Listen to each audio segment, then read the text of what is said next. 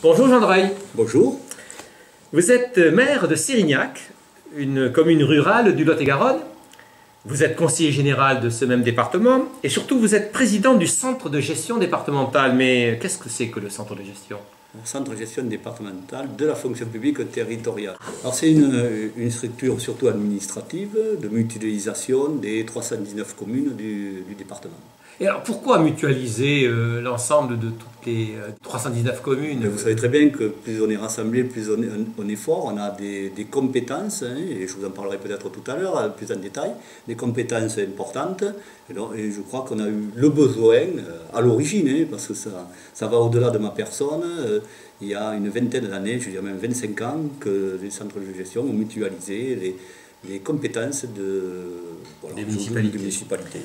Mais alors, au centre de gestion, vous avez également un projet. Ce projet, c'est le projet élu rural numérique. Qu'est-ce que c'est que ce projet? Mais l'élu rural numérique, c'est... Voilà, ça fait 4 ans que je suis président du CDG, je dis plus simplement. Depuis 4 ans, on a essayé de dynamiser cette structure. Elle en avait besoin, mes prédécesseurs avaient fait ce qu'ils devaient faire.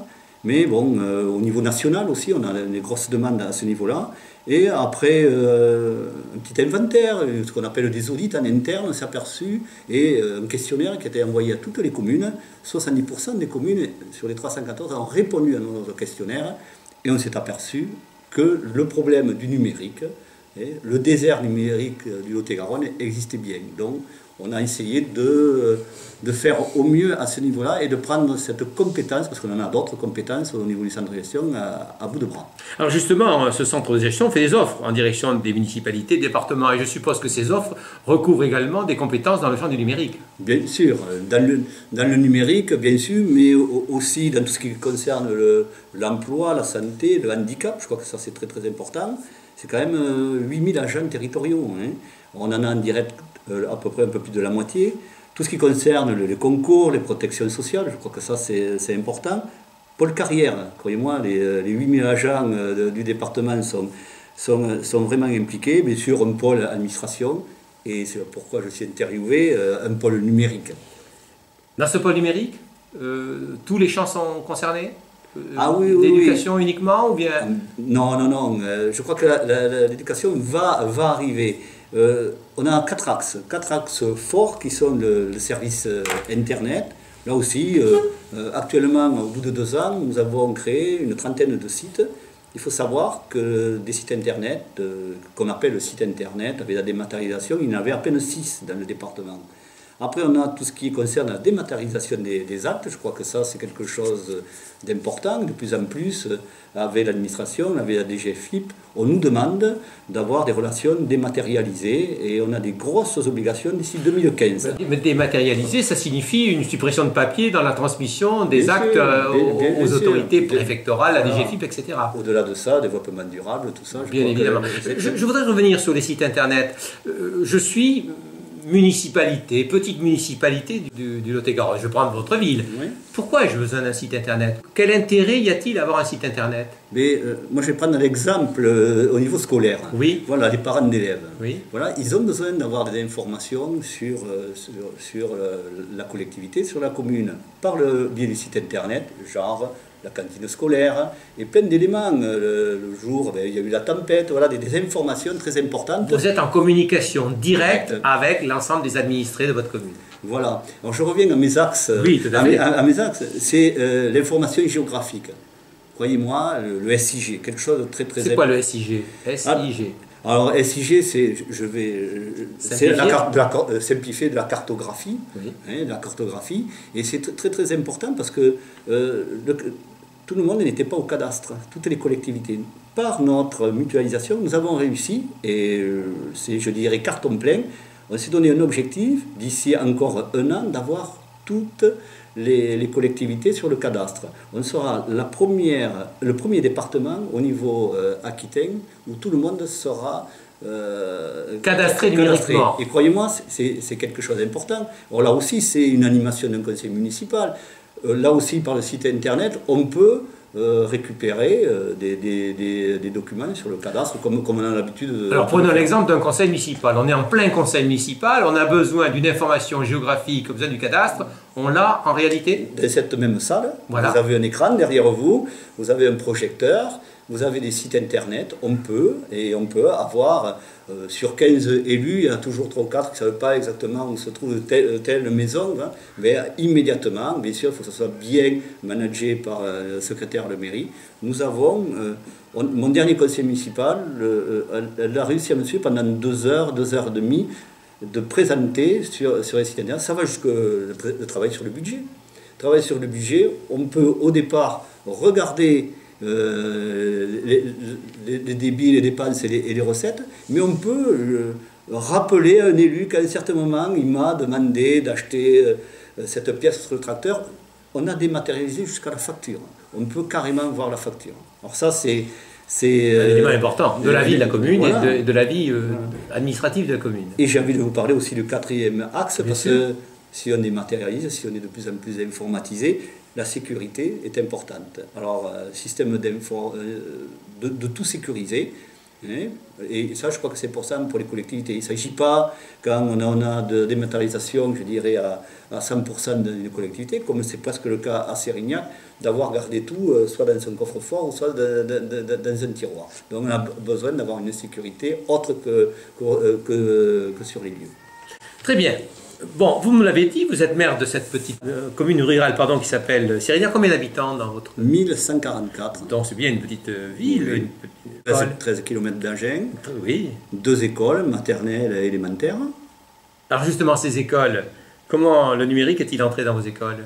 Alors, numérique, il est rentré depuis une douzaine d'années sur la commune de Sérignac. Oui, je crois qu'on était des précurseurs. Et à l'époque, c'était la classe. Il y avait une classe numérique. Voilà, avec un serveur et 6 écrans.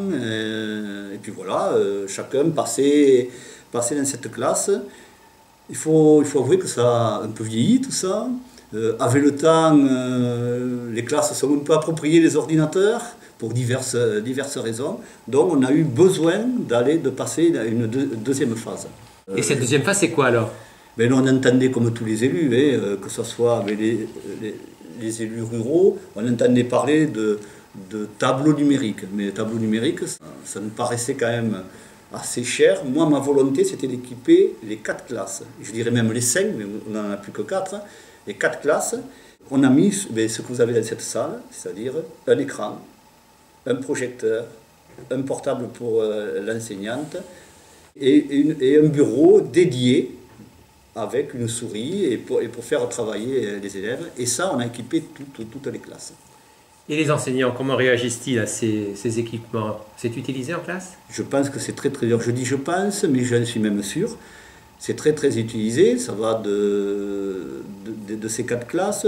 Madame l'inspectrice, quand elle est arrivée en Lot-et-Garonne, est venue justement voir nos installations. On a pu avoir la démonstration qu'on pouvait être un CP, un enfant, ils étaient 3, avec la souris, nous faire une démonstration sur écran. Possibilité aussi pour des classes un peu plus élémentaires, par le système Internet, d'aller au Sénat, d'aller au Parlement. Sortir l'école de ses murs. Voilà, sortir, aller dans le monde entier, voir des belles images. Voilà ce que nous a montré avec l'inspectrice. C'est très apprécié. Alors bon, parlons des espaces numériques de travail. Les lycées vont en être équipés. Le Conseil régional d'Aquitaine est dans cette démarche. Les conseils généraux font la même démarche en France en direction des collèges. Il y a quelques difficultés pour faire en sorte que l'ensemble des municipalités puissent en disposer. En quoi le centre de gestion peut-il constituer un élément favorisant le développement des ENT en direction des mairies, en particulier des mairies rurales? Alors, toujours dans la même logique du développement du centre de gestion, on était parti sur l'élu rural numérique. Nos rencontres avec l'inspection d'académie, avec le CDDP, avec des amis qui gravitent dans le milieu de l'enseignement, je me suis dit, le centre de gestion a sa place. Et pourquoi pas créer l'école numérique? Parce que je crois qu'il est important. Autant l'enseignant, il est pris en charge, mais autant la collectivité doit être prise en charge. Et qui est le mieux pour le faire sur les 314 communes du Lot-et-Garonne? C'est bien le CDG. Par notre biais, nous faisons déjà de l'assistance des logiciels de métier. Je vous ai parlé des sites internet. Nous intervenons par les prises en main sur les ordinateurs, donc on a un centre de gestion qui a bien évolué. Nous sommes, si je prends le développement plus les informaticiens, c'est sites techniciens. Ce que, à part une des sociétés privées peuvent apporter, mais vous voyez le coût, nous on est déjà rentré dans notre idée et les propositions que l'on a fait avec Laurence Adeline, et Madame l'inspectrice, Madame la directrice, oui, tout à fait, Madame la directrice académique. La directrice de l'académie, je reste encore sur l'ancienne nomination. Et je crois que tout le monde a bien accroché à cette proposition, c'est d'accompagner techniquement les collectivités qui voudraient numériser, installer les logiciels que vous connaissez mieux que moi et qui concernent l'enseignement. Alors justement, Madame Adeline, que nous avons interviewée, nous a dit qu'elle espérait beaucoup de l'action conventionnée avec le centre de gestion pour faire en sorte qu'un espace numérique de travail puisse arriver dans les classes des écoles du département. Ça avance le dossier ? Oui, bien sûr. On s'était mis d'accord pour partir sur une dizaine de classes. Oui. C'est la convention qui va être signée là d'ici quelques jours. Je crois que c'est très important. Avec l'aide de notre département, pour pouvoir lancer, comme on dit, la machine, et puis après se regrouper peut-être au niveau régional avec d'autres départements, avec d'autres centres de gestion, pour faire des appels d'offres sur des sociétés prestataires à ce niveau-là. Je pense qu'on est sur la bonne voie. Moi, je peux vous dire que autant l'élu rural numérique a bénéficié des fonds FEDER, c'est-à-dire 70% ont fait bénéficier aux collectivités. Des fonds FEDER sur les fonds européens. Les fonds européens, des fonds régionaux, le département, il ne faut pas que je ne pas oublier que je suis conseiller général aussi, le département qui finance tout ça. Notre idée générale, c'est de se tester. Et de se dire, on va aller, autant on le fait pour les communes, autant il faut le faire pour les écoles. Et le centre de gestion peut être ce support technique que l'académie a des difficultés. Et puis, on connaît les problèmes de l'État à ce niveau-là. Je crois qu'on peut être un partenaire important pour le maintien. Parce qu'au-delà de la formation des enseignants, bien sûr que c'est important, il faut maintenir ces logiciels. Ce sont des logiciels qui sont très intéressants pour la collectivité aussi, intéressants pour l'enseignement, mais aussi pour les parents. Je l'ai un peu découvert dans des réunions d'information, et je crois que ça, on doit pouvoir arriver à faire quelque chose d'intéressant, et c'est vrai qu'on a envie de se positionner, et même d'aller plus loin, parce que si on peut créer l'école numérique en Lot-et-Garonne, je crois que ça serait parfait. Monsieur le conseiller général, merci. Merci à vous.